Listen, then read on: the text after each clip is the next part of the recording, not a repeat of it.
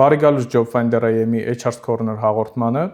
Այս տաղավարում մենք հյուրընկալելու ենք Հայաստանի ամենաճանաչված HR մասնագետներին եւ խոսելու ենք աշխատաշուկայի խնդիրների մասին, լուծումների մասին, ինչպես նաեւ տեխնացուների հաճախ հանդիպող սխալների մասին։ Այսօրվա մեր հյուրն է Էմմա Մարգարյանը։ Էմման ունի ավելի քան 10 տարվա փորձ HR ոլորտում եւ այժմ նա աշխատում է Soft Construct Holding-ում որպես Group Recruitment Manager։ Ողջույն Էմմա ջան։ Ողջույն Էդվարդ ջան, շնորհակալ եմ հրավերի համար։ Մենք ենք շնորհակալ Էմմա ջան մեզ հյուրընկալվելու համար։ Այսօրվա մեր առաջին հարցը ուզում եմ պատմեք ձեր փորձի մասին, ինչպես սկսեցիք, ինչպես հասաք Group Recruitment Manager պաշտոնի։ Շատ լավ, շնորհակալ եմ։ Իրականում ես մասնագիտությամբ սոցիոլոգ եմ, Երևանի Պետական համալսարանում եմ ավարտել սոցիոլոգիայի ֆակուլտետը, դեռ համալսարանական տարիներին HR ուսումնասիրել ենք եւ սեր առաջացավ այս մասնագիտության նկատմամբ։ Բուհ ավարտելուց հետո փորձեցի ինձ առաջի քայլերը HR-ի ոլորտում, բնականաբար քանի որ դեռ չունեի աշխատանքային փորձառություն, ինձ համար եւս շատ դժվար էր մուտք գործել այս ոլորտ եւ ես սկսեցի internship-ով։ Մեկ ընկերությունում 3 ամսյա HR internship-ը ինձ թույլ տվեց, որպեսզի 2016 թվականին ես միացա Commerce Bank-ի HR-ի թիմի եւ այսպեսով սկսեց իմ HR կարիերան, արդեն 10 տարի պլյուս ես HR ոլորտում եմ։ Իմ փորձառությունը, եթե այսպես բաժինների վերածեմ, հիմնականում դա բանկային համակարգի փորձառությունն է, ֆինանսական ընկերություններ միջազգային, այնուհետև միացել եմ LMS ընկերությանը, ինքը եվրոպական ներդրողների բիզնեսներ է այստեղ Հայաստանում, ֆինանսական ընկերությունը, այնուհետև անցում եմ կատարել IT ոլորտի ուղղությունների HR-ով, աշխատել եմ Early One-ի, բոլորին հայտնի Early One-ը, կարծում եմ գիտեք։ Այս պահին աշխատում եմ Soft Construct Holding-ում որպես Group Recruitment Manager, հիմնականում պատասխանատու եմ Executive Search-ի համար, գրուպի բոլոր կազմակերպություններում ավելի բարձր օղակի պաշտոնների որոնումով եմ զբաղվում։ Բացի իմ հիմնական կարիերայից ես Հայաստանի HR ասոցիացիայի անդամ եմ 7 տարի ավել, ակտիվ ներգրաված եմ HR գործընթացներում, աշխատել եմ եւ մեծ եւ փոքր թիմերի հետ։ Մեկ տարի առաջ նաև ավարտեցի Մատենա առաջնորդության դպրոցը, Leading Teams and People դասընթացը, որը ինձ ել ավելի ուժեղացրեց այս ոլորտում եւ թույլ տվեց ել ավելի վստահ առաջ քայլել իմ մասնագիտությունում։ Շատ լավ։ Էմմա ջան, իրականում ուրախ եմ շատ, որ նշեցիք ձեր փորձը սկսել եք internship-ի հատվածից, որովհետև այսօր տեխնացուների մեծ մասը խուսափում է internship հասկացությունից կամ խուսափում է ինչ որ փորձաշրջան անցնելուց, իրենք մտածում են, որ պետքա միանգամից համալսարանը ավարտելուց հետո բոլոր իրենց գրկաբաց սպասում են, պետքա իրանք ընդունվեն ու միանգամից 3-400, 500,000 դրամ աշխատավարձ ստանան։ Հա, շատ կարևոր հատված է իրականում, երբ տեխնացուն պատրաստ է լինում internship-ով սկսել, փորձ ձեռք բերել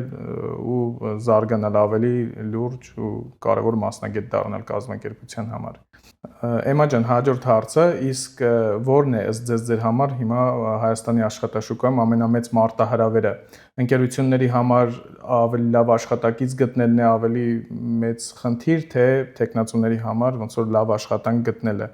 Ինչ եք կարծում։ Ես քանի որ HR-ի տեսանկյունից փորձեմ պատասխանել ձեր հարցին, հետեւաբար ես կասեմ ընկերությունների համար լավ աշխատակից գտնելը, հա, վստահելի, ով կգա կայուն ձևով կաճի բիզնեսի հետ, հա, որովհետև թվում է թե մի կողմից պարադոքս է, հա, գործատուները ասում են չկա լավ տեխնացուները ասում են չկա լավ աշխատանք, ուղղակի մեկտեղ չեն հանդիպում այս երկուսը, հա։ Մենք մշտապես փնտրում ենք լավ ու զարգացող կադրեր, ովքեր նախաձեռնող են բիզնեսի տեսանկյունից կարող են ենթադրենք վերցնել task-ը իրենց վրա եւ տանել միջև վերջ։ Դա շատ կարեւոր է բիզնեսի համար, երբ որ քո աշխատակիցը նախաձեռնող է, սրտացավ է բիզնեսի մոտենում, մի քիչ սերունդների տարբերություն կա բնականաբար այս Generation Z-ի հետ մի փոքր ավելի դժվար է գործ ունենալը, քանի որ իրենք շատ արագ են փոխում իրանց աշխատանքը, իրանց սպասելիքները շատ արագ է մեծանում, զարգանում ու բիզնեսը չի հասցնում իրանց հետևից, հա։ Իսկ օրինակ իմ սերունդի մասով կարող եմ ասել, որ մենք ավելի այսպես ասած հավատարիմ ենք գործատուին, հա, ավելի լոյալ ենք ու ավելի դանդաղ ենք միգուցե շարժվում առաջ։ Այստեղ այո, այդ խնդիրը կա, ցավոք մեր հիմիկվա տեխնացուները ուզում են միանգամից ամեն ինչ, ինչպես դուք նշեցիք, բարձր աշխատավարձ, լավ բենեֆիտներ, բայց չէ որ դա միանգամից չի լինում, հա, ես իմ փորձով կիսվեցի, ասացի որ ես ինքս ինտերնշիփով եմ սկսել ու իդեպ նշեմ անվճար ինտերնշիփով, հա, այսինքն 3 ամիս ես բացարձակ 0 եկամուտ ունենալով գնացել եմ, աշխատել եմ 8 ժամ եւ եկել եմ։ Այսինքն դու պետք է պատրաստ լինես որպես տեխնացու, ժամանակ տրամադրես, ռեսուրս տրամադրես, որպեսզի դու կարողանաս մուտք գործես, աճես ու զարգանաս, չէ՞ որ գործատուն վստահում է նրան, ինչ որ տեսնում է արդեն քո արած արդյունքը, թե դու ինչ արդյունք ես ստեղծում տվյալ բիզնեսի համար։ Բոլորովին համաձայն եմ, Էմա ջան, ես ինքս սկսել եմ համալսարանական տարիներից դեռ անվճար աշխատանքով ու կամաց բարձրացրել եմ, ինչը ինձ շատ է օգնել հետագայում թե աշխատանք գտնելու համար, թե ավելի լավ մասնագետ է ինձ դարձրել, որովհետև եթե ճիշտը խոսենք, այսօրվա կրթական համակարգը չի դարձնում տեխնացուներին մասնագետ։ Մարդիկ մտածում են, եթե իրանք սովորեցին, ավարտեցին, всё իրանք մասնագետ են, բայց դա իրականության հետ չի համապատասխանում։ Այո, Էդվարդ ջան, ցավոք սրտի բուհը տալիս է միայն տեսական գիտելիքներ, բայց աշխատաշուկայի հետ կապը դա մի փոքր խարխլված է, հա, իսկ գործատուն պահանջում է պրակտիկ հմտություններ։ Հենց հիմա է պետք է խնդիրը լուծել, հենց հիմա, հենց այսօր, այո։ Եվ մենք ստիպված ենք լինում գտնել եւ ընդունել գործի նրան, ով ամենակրեատիվ միտք ունի, զարգացողն է, լճացող չի ինքը իր տեսակով, այսպես ասած ամենաբզբզացող, որ խնդիրը կարող է ստալ, դու քաշվել մի կողմ, ինքը կգնա, կլուծի, կխորանա, կբերի քեզ արդյունքը կտա, հա։ Դու ոչ թե որպես մենեջեր անդադ պետք է follow-up անես, տեսնես ինչ ա եղել, արդյոք մենք deadline-ին հասնելու ենք, թե չէ։ Այսինքն ինքը ինքնուրույն կարող է վերցնել task-ը, տանել միջև վերջ եւ նպատակասլաց ձևով զարգանալ։ Այ այդ ենք փնտրում։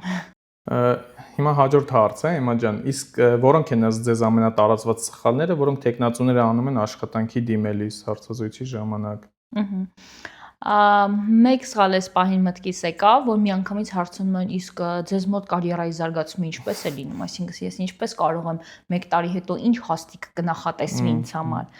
Հատկապես եթե նա սկսնակ է, հա, ջունիորը, նա նոր է մուտք գործում ցանկ գործատուի մոտ, նոր է աշխատում, պրակտիկ փորձ էր բերում, ինքը միանգամից ամբիցիաները այնքան մեծ է, որ ինքը միանգամից պատկերացնում է, թե ինչ պրոմոշն է ունենալու 1 տարի հետո։ Ես օրինակ սա կուզենայի նշել, որ եւ խորհուրդ տալ մեր նորեկներին, ովքեր նոր են սկսում իրենց կարիերան աշխատաշուկայում, օգտագործեք ցանկացած պահ, անգամ եթե դա ինտերնշիփ է, զուտ պրակտիկա ունենալու համար։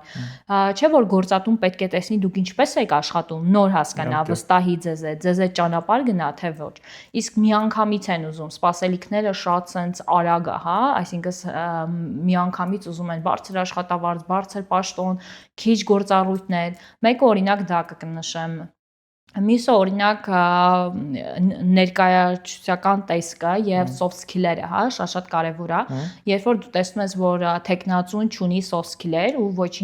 ոչինչով չի կարողանում, այսպես չակերտավոր ասած, իրեն վաճառել, հա։ Չէ՞ որ հարցազրույցը դա ինչ որ չափով sales գործընթաց է, հա, տեխնացուն իրան է վաճառում, մենք փորձում ենք մեր գործատուին լավ ձևով ներկայացնել, որպեսզի կարողանանք երկուստեք լուծել մեր խնդիրը։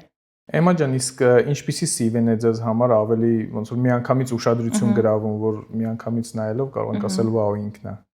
Շատ լավ։ Նախ աշխարհը արագ է զարգանում, այս փուլում CV-ն այնքան կարևոր չի, որքան LinkedIn-ի պրոֆիլի լինքը, հա, ես CV-ին որ ստանում եմ, փնտրում եմ LinkedIn-ի պրոֆիլի լինքը, որպեսզի լինքի վրա կլիկ անելով միանգամից հայտնվեմ տեխնացուի LinkedIn-ի պրոֆիլում, հա, դիտարկեմ, հասկանամ ինչ տեխնացուի հետ ես գործ ունեմ։ Իսկ եթե չի լինում LinkedIn-ի լինքը, ստիպված արդեն խորանում ենք CV-ի դաշտում, հա, ունենք այն ինչ ունենք։ Այստեղ ինձ համար շատ կարևոր է, որ նշված լինի տեխնացուի կոնտակտային տվյալները, որտեղ լինում է CV-ն նայում ես շատ լավն է, ուզում ես կապ հաստատել հետը, բայց չկա հեռախոսահամար, չկա էլեկտրոնային հասցե, հա։ Այս մասը շատ կարևոր է, որպեսզի գործատուն կարողանա կապի դուրս գա տվյալ տեխնացուի հետ։ Այնուհետև բովանդակային իմաստով ես խորհուրդ եմ տալիս սկսել վերջի աշխատավայրից, հա, որտեղ ունենում ենք դեպքեր, երբ որ կարիերան շատ է, ու ենթադրենք 10 տարվա կտրվածքով ինքը հակառակ տրամաբանությամբ է ու դու կարդալով կորցնում ես այդ ցեպեչկան, հա, որտեղ գնաց, ինչ արեց եւ այլն։ Իսկ եթե լոգիկան այնպես անի, որ վերջի աշխատավայրն է, մեզ համար էլ է հեշտ լինում հասկանալ։ Եվ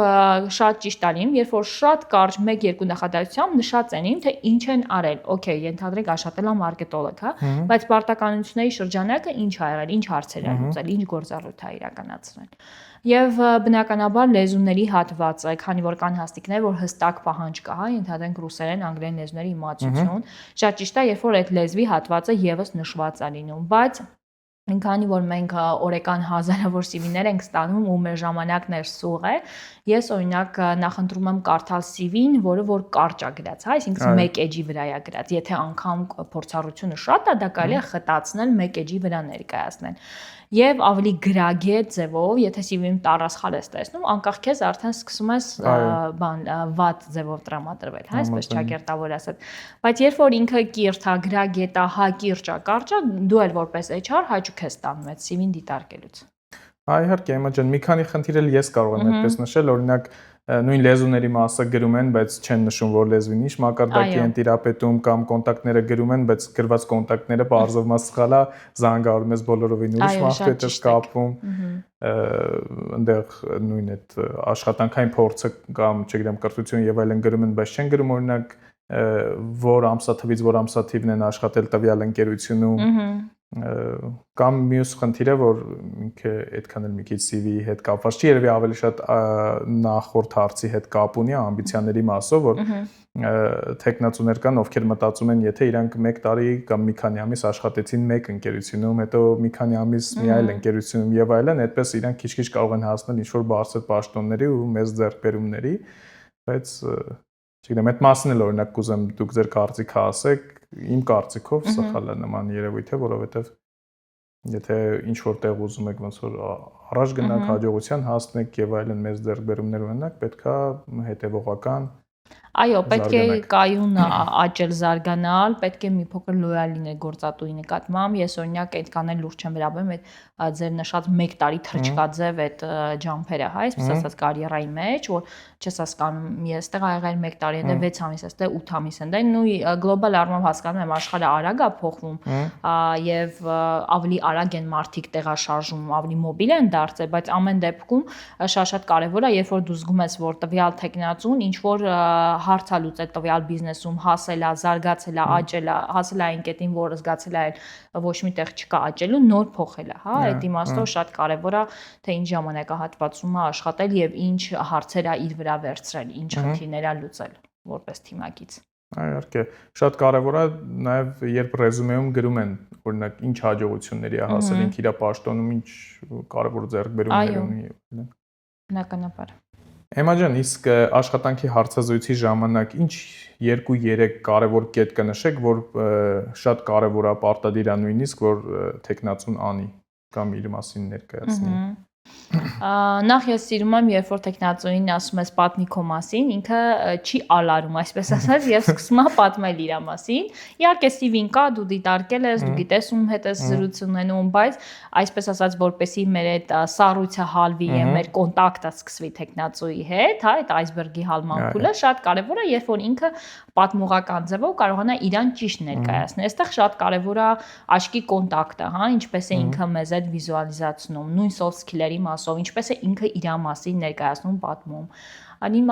դեպքեր ասում են, դե ինչ պատմեմ CV-ում գրած է, էլի դուք տեսնում եք, հա։ Բնականաբար ես տեսնում եմ, միշտ ասում եմ CV-ին, բայց պետք է մեր զրույցը սկսվի։ Ինչ ձևով դա պետք է սկսենք, եթե ոչ երկխոսությամբ, չէ՞։ Իհարկե։ Եվ ես խորհուրդ եմ տալիս բոլոր տեխնացուներին հարցազրույցի ժամանակ, աշխատանքի հարցազրույցի ժամանակ լինել բաց։ Այսինքն հարցերին չպատասխանել, այսպես կտրող հարցերով, այո կամ ոչ։ Դա հնարավորություն չի տալիս մեր HR-ներից բացահայտել, թե ինչ անձի տեսակի հետ գործ ունենք, հա,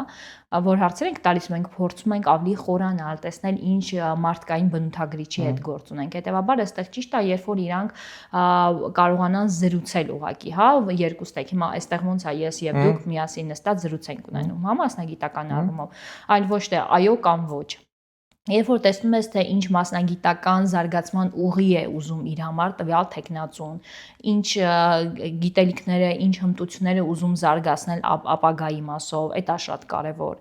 Երբ որ դու զգում ես, որ մարդը պունկտուալ է, չի ուշացել հարցազրույցից, եկել է անգամ 10 րոպե շուտ, սպասել է, ուսումնասիրել է տեղանքը, երբ որ հասկանում ես, որ դիմացինը գիտի քո կազմակերպության մասին, այսինքն ժամանակ է տրամադրել, ռեսերչ արել, գտել է ինֆորմացիա, թե ինչ ընկերություն է գնում, հա, այդ շատ կարևոր է եւ բնականաբար դրական է ազդում հարցազրույցի ելքի մասով։ Բոլորովին համաձայն եմ, Էմմա ջան,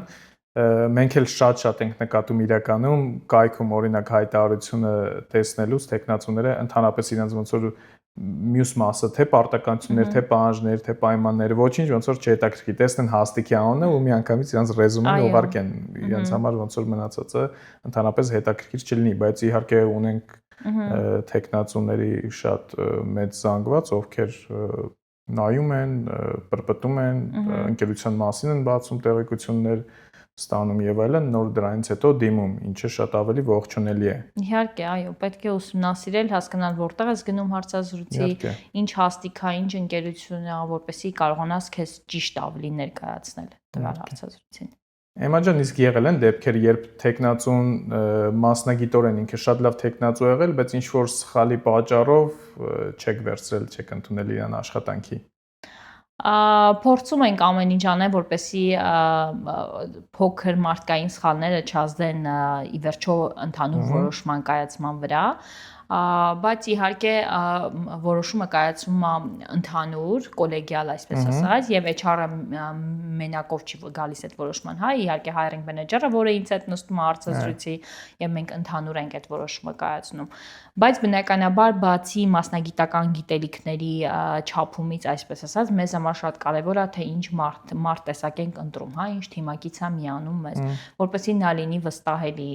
անձի մակարդակով, հա, որպեսզի կարողանանք այդ մարդու հետ ավելի երկար ճանապարհ անցնել։ Եվ այստեղ շատ կարևոր է զուտ անձի տեսակը, որպեսզի մենք զգանք, որ ինքը սրտացավ է, նախաձեռնող է, աշխատասեր է, պարտաճանաչ է։ Սրանք որակներ են, որոնք որ ցանկացած գործատու գնահատում է, հա, կապ չունի թե որ գործատուի մոտ ես դու աշխատում։ Կարծում եմ այս որակների մասով հատկապես։ Իմ կարծիքով բոլոր HR-ներն էլ առաջին հերթին նայում են ոչ թե այնքան որ ենթադրենք ունի 10 կրիտերիա կազմակերպությունը բոլոր 10-ին տեխնացուն համապատասխան լինի, այլ առաջինը հենց այն կետին, որ տեխնացուն լինի նախաձեռնող, այսինքն ինքը կարող է ինչ-որ բան չիմանա տվյալ պահին, ինչ-որ բանի փորձ չունենա տվյալ պահին, բայց ինքը լինի նախաձեռնող ու գնա պրպտի, սովորի, իհարկե զարգանա եւ կազմակերպությունն էլ զարգացնի։ Այո, եւ ամենակարևորը կուզենամ նշել հարցազրույցի ժամանակ ամենակարևորը որ դու վստահես որ մարդը չի ստում, հա, սա շատ կարևոր է, որովհետեւ եղել են դեպքեր, երբ որ այսպես շատ գեղեցիկ ներկայացնում է, բայց գալիս է փորձաշրջանի ընթացքում զգում ես որ այն չէ ինչ որ ինքը ներկայացնում է, հա։ Դրա համար կուզենամ շեշտել այստեղ, որ Ժորժան մի ստեք, հա, ցույց տվեք այն, ինչը դուք ունեք ռեալ ձեր գիտելիքները, ձեր հմտությունները, հա, պետք չի տենց ավելի լավ ներկայացնել, քան դուք ունեք։ Իհարկե այդ soft skill-երը լավ է, որ կարողանում են այդ ձև ներկայացնել, բայց մի կողմից էլ մյուս կողմ պատկերը ունենք, որ արդեն գալիս են փորձաշրջանից հետո պարզվում է, որ մարդը չուներ այն գիտելիքները, որը որ ի սկզբանե ցույց էր տվել։ Հա, Էմմա ջան, ու շատ է այդ խնդիրը իհարկե հանդիպում, նույնիսկ հեռախոսային հարցազրույցի ժամանակ, երբ փորձում ես հեռախոսով ընդամենը մի քանի բան հասկանաս ու խոսում ես, հասկանում ես, որ այդ մարդը իրականում իր ռեզումեի հետ այդքան էլ կապ չունի։ Մի քիչ առաջ ես գնում, փորձում ես օրինակ լեզուները ենթադրենք գրած է անգլերեն, C2 եւ այլն։ Մի երկու հարց ես տալիս, բարձվում է ընդհանրապես կամ չի տիրապետում կամ օրինակ, չգիտեմ, A1, A2 մակարդակի է։ Այո, շատ ճիշտ եք Էդուարդ ջան, այո։ Դրա համար չստելը շատ կարևոր է այս գործում։ Իհարկե։ Լինել ազնիվ։ Հա։ Ու նաև պետք է հաշվի առնեն, որ Հայաստանը փոքր երկիր է, բոլորը իրար ճանաչում են ու շատ արագ պրոստը կարելի է ինչ-որ մեկի մասին տեղեկատվություն ստանալ իր թե նախկին գործատուից, թե չգիտեմ գործընկերներից եւ այլն։ Այո, համաձայն եմ ձեզ հետ, շատ ճիշտ է։ Էմմա ջան, այսօր շատ տեխնացուներ հաճախ ասում են, որ աշխատանք չկա։ Ըստ ձեզ իրականում աշխատանք չկա, թե տեխնացուները պարզապես կամ ճիշտ որոնելու ձևը չգիտեն կամ չեն կարողանում գտնել աշխատանք, ինչն է խնդիրը։ Տեսեք Էդվարդ ջան, ամեն անգամ LinkedIn-ում job post անելուց ես գրում եմ գործ կա, ու իրոք Հայաստանում գործ կա, այնպես չէ որ գործ չկա։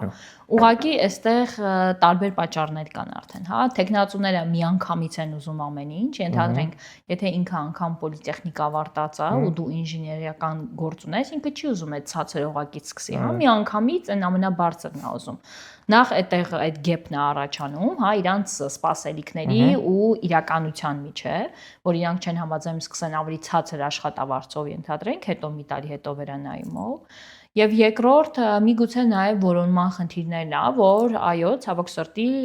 ունենք տեխնացուներ, ովքեր օրինակ LinkedIn-ը ոչ ճիշտ ձևով են կարողանում օգտագործել, հա։ Չէ՞ որ LinkedIn-ը դա մասնագիտական պրոֆեսիոնալ հարթակ է, որը օգնում է որպեսզի եւ գործատուն եւ տեխնացուն ճիշտ տեղում հանդիպեն իրար, հա։ LinkedIn-ը պետք է կարողանալ ճիշտ ձևով օգտագործել, ակտիվ ձևով, ճիշտ գրագետ պրոֆիլ ստեղծել, որպեսզի քո պրոֆիլը փնտրման դաշտերում բերի առաջին տեղերում, հա։ Այդ շատ կարևոր է ըստ իս։ Իհարկե, նույնիսկ շատ է հանդիպում, հիմա օրինակ մեր Job Finder AM կայքում էլ դա շատ նկատում ենք, տեխնացուները նույնիսկ զլանում են CV պատրաստել իրենց համար։ Այսպես ասեմ, օրինակ հայտարարությունը, կազմակերպությունները շատ մեծ մոտ հայտարարություններ են տեղադրում,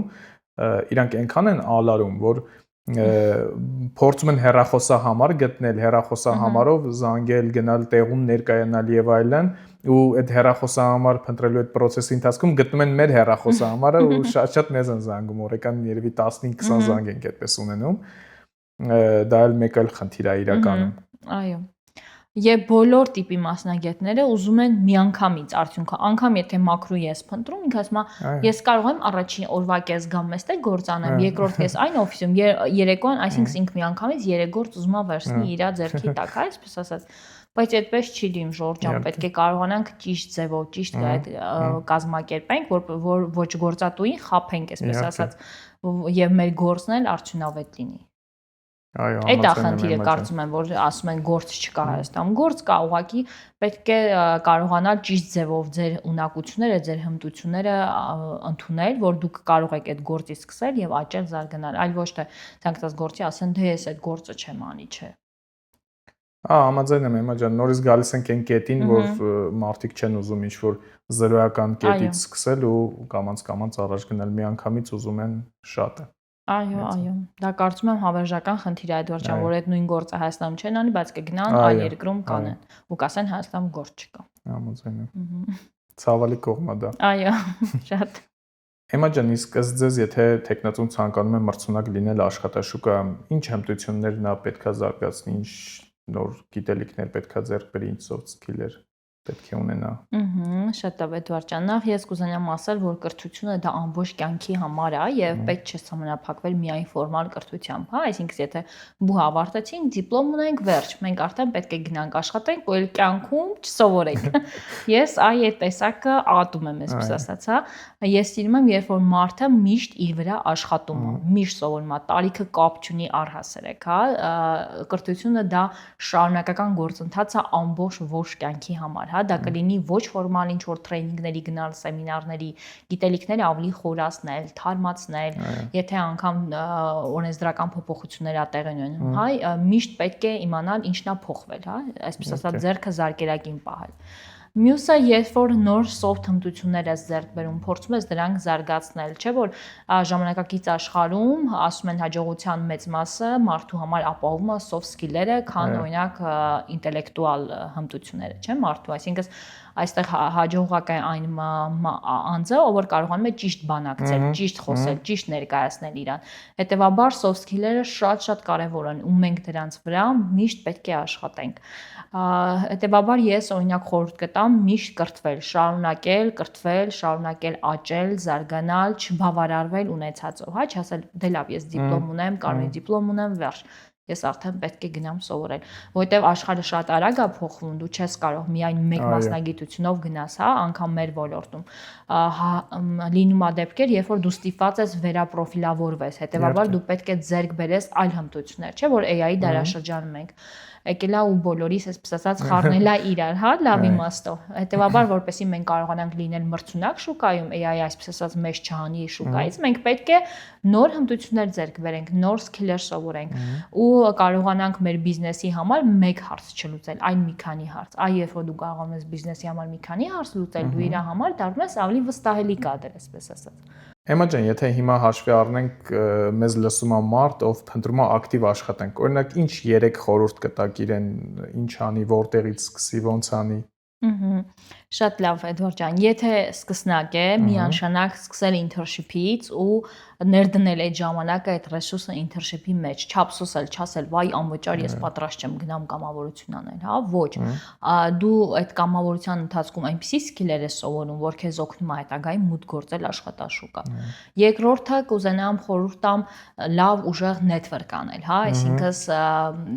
շփվել մարդկանց հետ, հզորացնել քո network-ը, չէ՞ որ network-ը հզոր ուժ է եւ մարդիկ օգնում են իրար կապերով, հա, տարբեր հարցեր լուծել։ Մյուսը ակտիվ լինել, այսպես ասած պրպտող, փնտրող, այսպես խոսքա, չէ, ով փնտրում է նա գտնում է։ Լիքը job expo-ներ մենք ունենք այսօր քաղաքում, ինքներս էլ գիտենք, հա, մասնակցում ենք որպես գործատու։ Գնալ expo-ներին, շփվել, ծանոթանալ, կոմունիկացվել,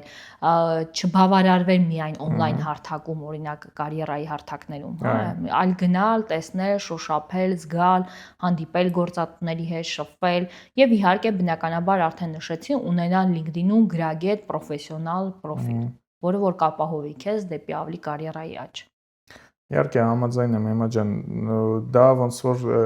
գալիս ենք էլի նախորդ հարցին, որ մարդը պետք է իրան ներկայացնել իմանա, որովհետեւ շատ հաճախ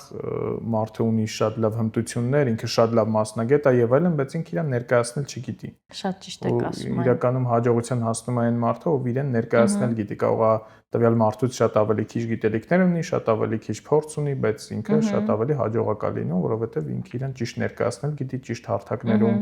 իր մասին ինֆորմացնել գիտի, networking անել գիտի եւ այլն։ Այո, շատ կարեւոր է այդ հմտությունները։ Էմմա ջան, հիմա ձեզ ունենք 5 կարճ հարց, արագ պատասխան ակնկալող։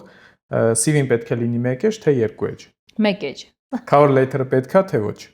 Ըստ իս ոչ, որտեղ ժամանակակից աշխատաշուկայում դու այնքան էլ չես նայում մոտիվացիային, այլ դու կենթանի մարդու հետ շփվում ես հարցազրույցի ընթացքում ու որոշում ես, արդյոք արժի որ տվյալ տեխնացում միանա բիզնեսին, թե ոչ։ Ես այդքան էլ հակված չեմ cover letter-ին։ Նու համաձայն եմ, որովհետև հիմա նամանավանդ cover letter-ները մի քիչ շատ արհեստական են լինում։ Այո, AI գրում է cover letter-ը բոլորի համար նույն ձևով։ Ավելի շատ վանում է, քան մոտիվացնում է տվյալ մարդու հետ հանդիպել, հարցազրույց անցկացնել եւ այլն։ Ճիշտ է, այս մասով արդեն խոսել ենք Էմմա ջան, արդեն մի քանի անգամ նշել ենք, որ շատ կարեւոր է, բայց եւս մեկ անգամ անդրադառնանք, LinkedIn-ը կարեւոր է թե ոչ։ Շատ կարևոր է Էդվարդ ջան, LinkedIn-ը այսպես ասած քո հաղթաթուղթն է կարիերայի մեջ, որքանով ես դու պրոֆեսիոնալ։ Ես ունեցել եմ օրինակ ղեկավարներ, որ անգամ տեխնացուի CV-ին չեն ուզեցել դիտարկել, ասել են պրոֆիլը ուղարկի LinkedIn-ի, հա, այսինքն միայն LinkedIn-ի պրոֆիլը դիտարկելով որոշում է կայացրել, ուզում է այդ տեխնացուի հետ հանդիպի, թե ոչ։ Հաջորդ հարցը, Էմմա ջան, կուզենայի նշեք ամենամեծ սխալը հարցազրույցի ժամանակ։ Ամենամեծ սխալը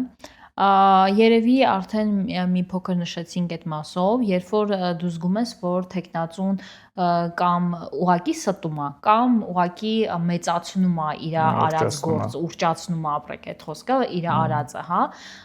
Քանի որ փոքր է մեր Հայաստանը, մի քանի կապերով զանգերով դու կարողանում ես հասկանալ ինչ արել տեխնացուն այնտեղ, ինչ հարցեր է լուծել, հա, այսինքն ինքը իր position-ը կարող է եղել է, չգիտեմ, office admin, բայց ինքն այնպես է ներկայացնում, որ ամբողջ գրասենյակի operation cover արել, հա։ Այսինքն այդ մասով այդ փոքր կեղծիքը, որ ներկայացնում են հարցազրույցի ընթացքում։ Ու դա